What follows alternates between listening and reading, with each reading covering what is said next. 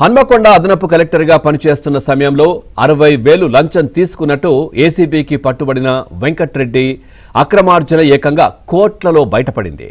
ఆయన పనిచేసిన కార్యాలయం, నివాసం, బంధువులు, మిత్రులు, బినామీల ఇళ్లలో ఏసీబీ అధికారులు బుధవారం ఏకకాలంలో 6 జిల్లాల్లోని పలు ప్రాంతాల్లో సోదాలు నిర్వహించి 50 కోట్లపైనే అక్రమాస్తులను గుర్తించినట్లు తెలుస్తా ఉంది.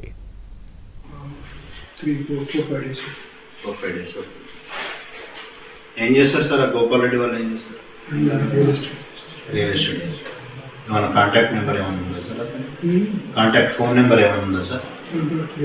అంటే అతను ఇక్కడ ఉండడు, ఆయన ద్వారా వేరే మనిషి పంపించారు. అంటే ఎట్లా మోడ్ ఆఫ్ కమ్యూనికేషన్? గత నెల 5న వెంకట్రెడ్డి లంచం తీసుకుంటూ పట్టుబడిన తర్వాత ఏసీబీ అధికారులు తదుపరి విచారణ జరిపి ఆయనపై ఆదాయానికి మించిన ఆస్తుల కేసును నమోదు చేశారు.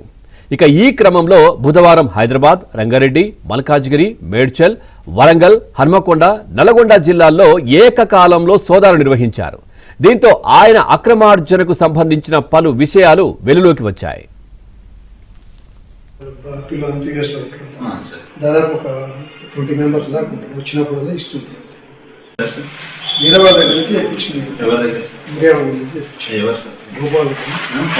గోపాల్ రెడ్డి అని. గోపాల్ రెడ్డి అని అతను అంటే ఎట్లిచ్చాడు? దేని పర్పస్? వేరే నేను అవసరం తెప్పించుకున్నాను. మీ అవసరానికి తెప్పించుకున్నాను.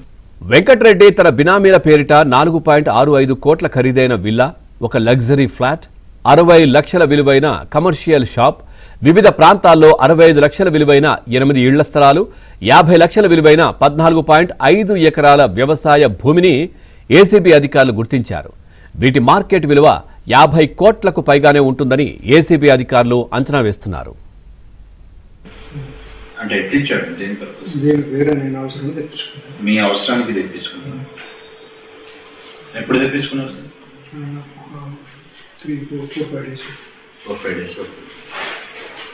ఏం చేస్తారు సార్? గోపాల్ రెడ్డి వాళ్ళు ఏం చేస్తారు?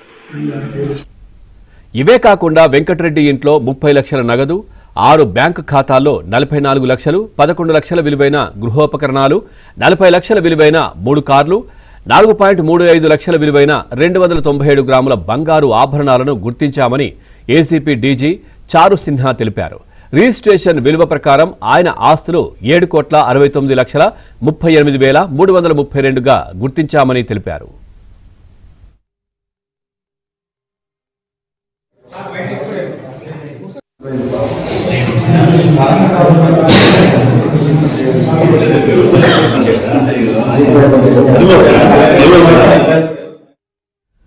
వెంకట్రెడ్డి గతంలో నల్గొండ జిల్లాలో పనిచేస్తున్న క్రమంలో ఆయనపై ఆదాయానికి మించి ఆస్తుల కేసు నమోదైంది. ఆ కేసులోంచి బయటపడిన తర్వాత మళ్లీ వెంకట్రెడ్డి అక్రమాస్తులను కూడబెట్టినట్లు ఏసీబీ అధికారులు గుర్తించారు. వేరే వాళ్ళ దగ్గర తెప్పించింది.